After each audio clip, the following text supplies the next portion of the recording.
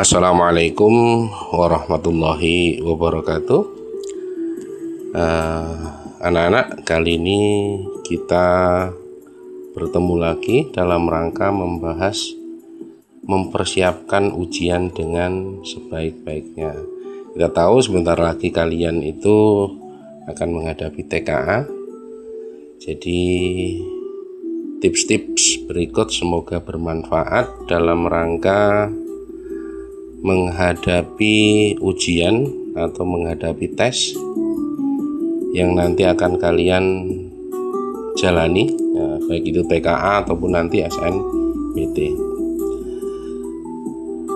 Dalam ujian untuk sukses itu sebenarnya tidak sulit, asal kita mau mempersiapkan itu semua. Dan saat ujian fokus pada manajemen waktu, baca soal dengan cermat, kerjakan soal yang lebih mudah terlebih dahulu, dan tetap tenang, ya. Tapi kuncinya kita sudah punya rentang waktu yang cukup untuk persiapan.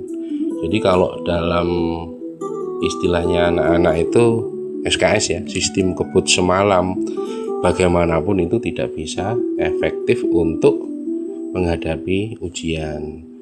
Karena yang namanya ilmu, yang namanya otak kita itu memiliki keterbatasan untuk menampung sesuatu. Terkadang ilmu itu butuh pengulangan dan juga butuh latihan. Nah, sebelum ujian rencanakan dari awal. Jadi kita memplanning bagaimana kita menghadapi ujian tersebut, ya. Jauh-jauh hari kita harus sudah punya planning step by step. Kita mulai belajar beberapa minggu sebelum ujian dan buat jadwal belajar yang realistis. Jangan buat jadwal yang tidak realistis seperti sistem kebut semalam atau belajarnya hanya semalam, itu sebenarnya tidak realistis. Tapi daripada tidak sama sekali, ya enggak apa-apa. Tapi paling realistis itu kita mempersiapkan itu beberapa minggu sebelum ujian. Terus kemudian identifikasi materi. Pelajari silabus atau kisi-kisi untuk mengetahui topik utama yang akan diujikan. Jadi setiap ujian itu kan kita pasti ada dikasih kisi-kisi, biasanya seperti itu. Kalau tidak ada kisi-kisi, paling tidak bab-bab dalam materi-materi yang akan diujikan itu kita tahu pokok-pokok inti bahasan dari setiap bab atau subbab itu apa, kita bisa memahami itu, ya. Nah, selain itu tadi, kita juga gunakan metode belajar efektif, yaitu membuat rangkuman atau peta pikiran atau mind map untuk materi yang sulit diingat. Biasanya itu dengan merangkum, itu kan kita melakukan 3 hal. Pertama membaca, kedua mengingat, ketiga menulis. Nah, dengan merangkum materi itu kita sudah mengulang itu 3 kali. Kemudian latih diri dengan mengerjakan soal-soal latihan atau soal ujian tahun sebelumnya. Jadi tahun sebelumnya itu juga bermanfaat untuk latihan soal. Terus belajar bersama teman dalam kelompok kecil bisa membantu diskusi dan pemahaman konsep baru.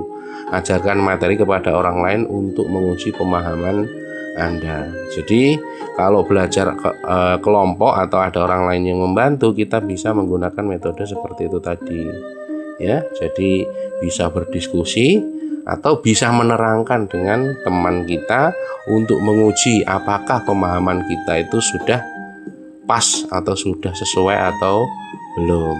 Karena kalau sendirian kan kita tidak bisa. Kalau sendirian kita istilahnya jaga ingatan kita sendiri tanpa mampu mengujinya. Terus kemudian jaga kesehatan. Pastikan tidur yang cukup minimal 7-8 jam, makan makanan bergizi, dan lakukan aktivitas fisik ringan, biasanya sekedar berkeringat. Kalau tidur itu tiap orang beda, nggih. Jadi bisa yang 6 jam itu sudah cukup, bisa yang butuh 8 jam kurang, ya pokoknya sesuaikan saja. Yang penting cukup untuk tidurnya. Terus kemudian siapkan logistik. Jadi semua peralatan yang dibutuhkan saat ujian itu jangan sampai ada yang tertinggal. Tapi kalau sekarang biasanya kan ujian sudah menggunakan komputer kan, nah, paling enggak kartu peserta dan lain sebagainya pastikan sudah di dalam tas agar besok harinya tidak bingung. Terus kelola stres, hindari belajar berlebihan menjelang hari H.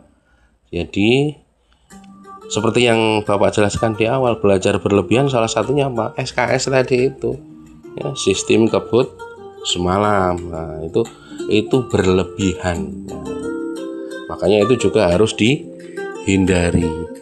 Karena apa? Yaitu tadi yang namanya berlebihan itu pasti tidak baik. Nah, sebaiknya memang ada perencanaan yang pas atau yang sesuai, disesuaikan dengan kapasitas ingatan kita dan kapasitas otak kita dalam mencerna. Nah, ini tips-tips saat ujian ya. Jadi saat ujian berlangsung, pertama baca soal dengan cermat. Nah, jadi soalnya harus dibaca dengan cermat. Kadang ada soal-soal yang butuh pemahaman lebih. Nah, makanya kita harus cermat dalam memahami soal-soal yang ada. Terus kemudian kelola waktu atau alokasikan waktu untuk setiap soal, kerjakan soal yang lebih mudah terlebih dulu, lalu kembali ke soal yang lebih sulit jika masih ada waktu. Kemudian tetap tenang. Jika merasa kesulitan atau panik, tarik napas dalam-dalam dan tenangkan diri sebelum melanjutkan. Jangan tegang, jangan panik. Apa maneh kakean tengok kanan kiri biasanya. Sudah tahu tidak bisa, dia tidak bisa tenang, akhirnya malah sibuk sendiri, cemas. Ingat ya, saat kita cemas maka 50% kemampuan kita itu akan hilang. Jadi saat kita itu tidak fokus atau tidak tenang, kita akan kehilangan 50% kemampuan kita. Nah, yang terakhir, periksa jawaban ya. Gunakan sisa waktu untuk memeriksa kembali jawaban kita dan memastikan tidak ada kesalahan penulisan atau perhitungan. Jadi ini kita butuhkan setelah selesai semua, kita periksa kembali jawaban, jangan sampai ada yang tersisa atau jangan sampai ada yang terlewatkan. Saya kira itu ya. Terima kasih, sampai jumpa pada video selanjutnya.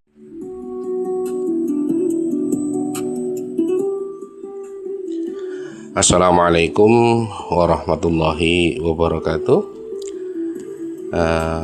Anak-anak, kali ini kita bertemu lagi dalam rangka membahas